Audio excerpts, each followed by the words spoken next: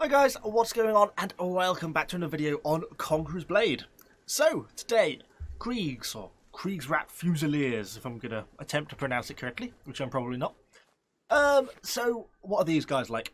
So, obviously, I did a video on the Imperial Arquebusiers, the sort of more eastern version of the musket infantry, and I did that sort of a couple of weeks ago, and a lot of people wanted to compare them or have a little bit of a look at the Kriegs as well. To sort of see how they compared, what are the differences between the two. It actually took me kind of a while to get onto this video because I kind of thought, well, I just really didn't expect there to be very much difference between the Kriegs and the Imperials. I kind of thought, yeah, they might be slightly more accurate and for slightly less damage, and I thought the kind of would be fairly similar. But I was actually quite wrong. They're actually vastly different. They have a really different feel to play, and are actually kind of a lot nicer, I think. So what is it that makes them so different? Well, it really is the accuracy, really. I kind of touched on it, the Imperials basically get a massive accuracy debuff. They have this inaccurate modifier here in the unit traits, which means they really don't hit a great deal. They're really inaccurate. And even on my Imperials, if we're going to have a look on the unit tree, and I did this for the video, you'll see I actually spent an inordinate amount of honor trying to increase their base accuracy. I didn't do the final one for $20,000 because I thought it was just a bit too steep. But I still got 12% increase in accuracy, and they still couldn't really hit anything. So yeah, the accuracy of those Imperials is terrible. And then when you'll see when we actually get into some battles in a minute. But on the Kriegs, they can really hit at really quite reasonable distances, and they can hit accurately. And yeah, I've never used a musket infantry who can do that before, so that was a real sort of revelation for me. But it is, of course, not without its drawbacks. Nothing is ever purely a positive. So the Imperials, hands down, have the higher DPS. You're never going to out DPS something like these guys. They have higher hitting just from the off, but they get massive veterancy bonus damage increase to their volley fire. When they go into volley fire, they fire quicker, and they get this massive plus 24% damage applied to their base, so it means they hit for sort of like 5,000 a hit. So when you get really close to enemy infantry or cavalry or whatever it is, get them into volley fire mode and start pumping the lead in, at enemies at 10 meters in front of you. If you're just behind a shield wall, those Imperials will always out damage, because when they get super close, of course they can hit because the accuracy doesn't really become a problem, and they have the DPS, whereas the Kriegs don't. They're a lot lower damage. Although they're still, if you compare them to, say, a unit of archers, their damage is still very, very high. Their alpha damage is still really high. We're still looking at a piercing damage of 3,100 with a pen of 2,800. They're by no means a weak unit. They just don't get the rate of fire as volley fire, and they don't get the damage of volley fire. But they more than make up for it in accuracy. It means when you're shooting at 50 meters, these guys hit. They apply their damage so much better. Plus, they snap fire so much better. You tell these guys, you run around a corner, you stop, say, aim and fire, they aim and fire, unlike the Imperials who aim, and aim, and aim, and then fire and miss. So these guys, have probably a much higher applied DPS, even if their theoretical DPS is kind of quite a lot lower. But another real drawback, is the ammo count. If you look at the ammo count for these guys, it's only 450. Really quite low. They can sustain fire for maybe 35, 45 seconds, something like that, before they're out of ammo and you have to go back to the supply point. If you compare that to, say, the unit of Imperials, you'll look at their ammo count and, it's double. These guys don't really run out of ammo. These guys do. And there's nothing in their veterancy line. To check the bottom line, I didn't think there was. There actually isn't. Nothing on the veterancy line, and there's nothing on the unit tree additions which can increase their ammo count. So you're stuck with that 450 maximum. Nothing you can do. You just have to deal with it, and it is definitely a drawback, because it does mean that you don't last very long. When you get into a really nice position, and then you're stuck on ammo resupply, and it's like, I need more ammo. You've got to go back to the supply point. It can be a real pain. So sometimes it's not so bad, particularly if you can sort of get on the offensive and you can push from supply point to supply point. It can be fine, but sometimes it can be a real drawback, the ammo situation. I just wish that was a little bit higher. Even if it was like 600 or something like that, it would make it so much nicer.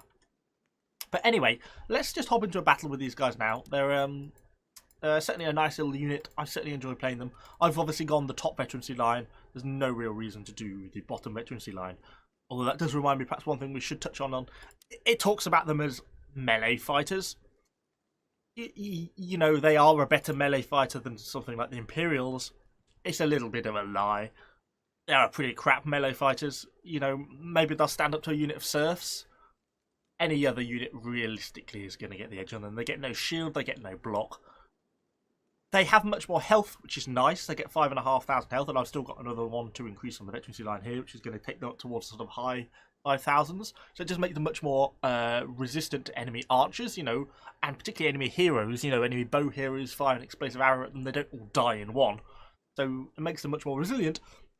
But if you use them in melee combat, it's hopeless. Run away. they don't have any real melee ability like it kind of describes. Anyway, let's hop into a battle now and kind of see how we've been getting on with these guys.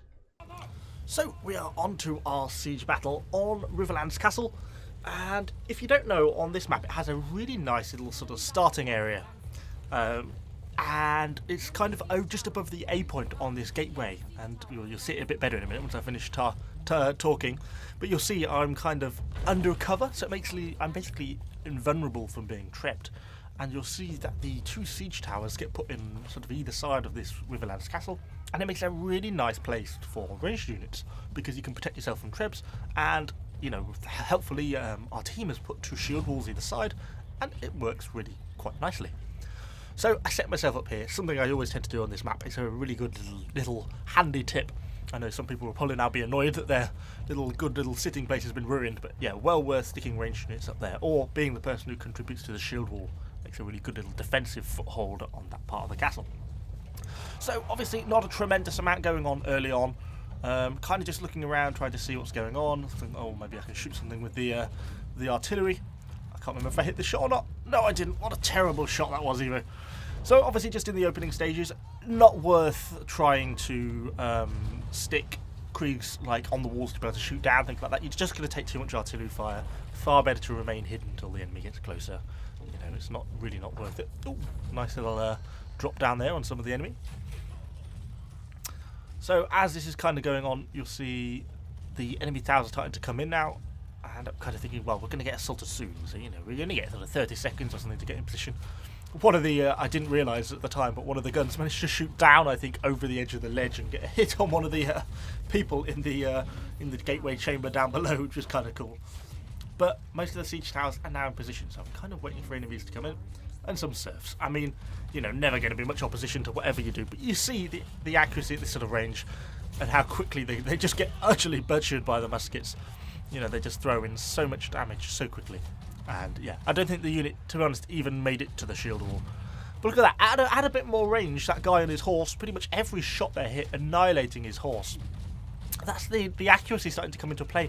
Imperial muskets at that sort of 30-40 metre distance, Imperial arquebuses would not have hit that many shots there. Then we get Reapers, and I make a real mistake here, I think, in a minute, you'll see.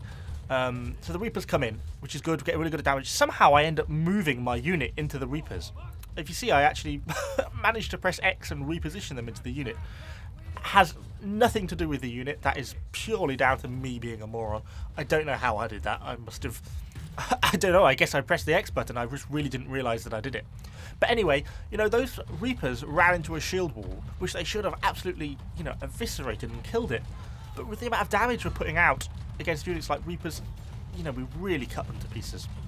We've then been having kind of a mix of a spear militia and some more peasant stuff coming through. They just get absolutely slaughtered. But the real important one there was the Reapers.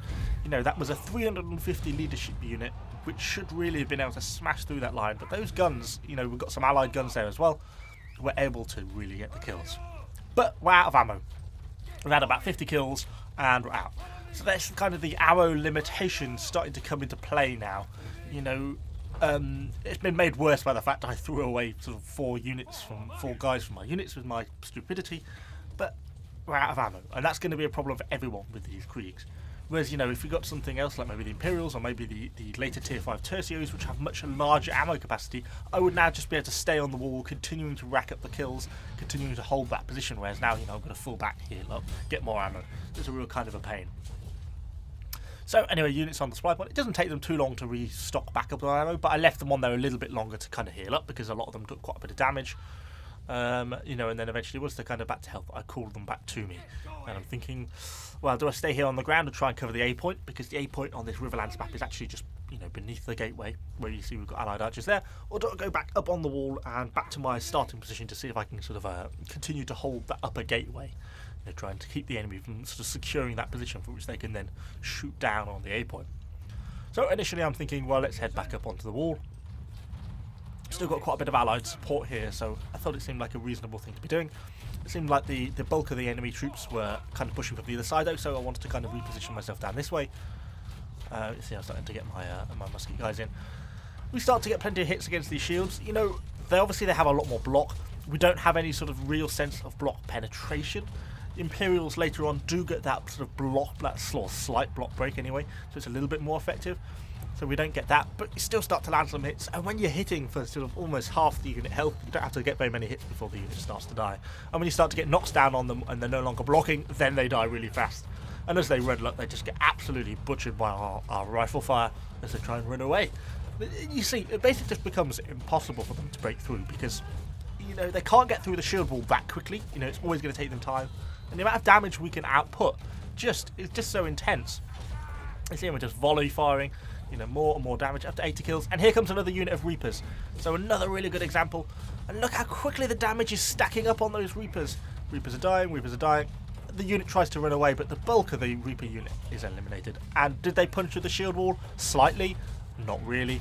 And the last of the sort of couple of units that they threw to try and exploit that breach, all dead. And we're up to 100 kills. You know, it's just the amount of damage they can put out, but we're also out of ammo again. You know, when you're in a full-on fire situation like that, they burn through their arrows super fast. But the damage potential is so nice. And even though that was pretty close range, I find the fact that they can hit sort of a little bit further along or a bit closer along the wall, and the fact they seem to hit every time, does kind of seem to lend themselves to the fact that their realistic damage per second is higher than Imperials. And kind of the fact that you get flexibility where, you know, you sometimes encounter people at slightly longer range and they can still shoot and hit is really nice. I have to say I definitely prefer them as a unit to the Imperials. They don't feel clunky to play. You know, they're a pleasure to play, unlike the Imperials, which can sometimes work really well, but other times, you know, you just have horrible games where, you know, you can't even hit the barn door. So it's kind of a bit of a mixed bag with them. Anyway, we got them held up. I thought there was a bit of pressure starting to mount on A, so I kind of called them back to me kind of quickly. I was thinking, right, we want to be, you know, in position to cover this point if we have to. We've got a shield wall set up here, so I kind of push forwards. A few people in the distance kind of looking at it, so I threw a bit of weight on them. You see we've got more Reapers coming up. I just caught the glimpse of their flail up at the top. And you see, without the guns, they get a little bit further through the lines. But even then, we've got allied guns there throwing in support. And they just can't break this point. And it's partly due to the strength of this point. You know, it's a very defensible position. But a lot of it is down to the volley fire strength of Kriegs, because that other unit that we've got, our allied unit we've got, is also another unit of Kriegs. So it just means the amount of fire we can put down on enemy units is just so high, and it just makes it such an effective unit.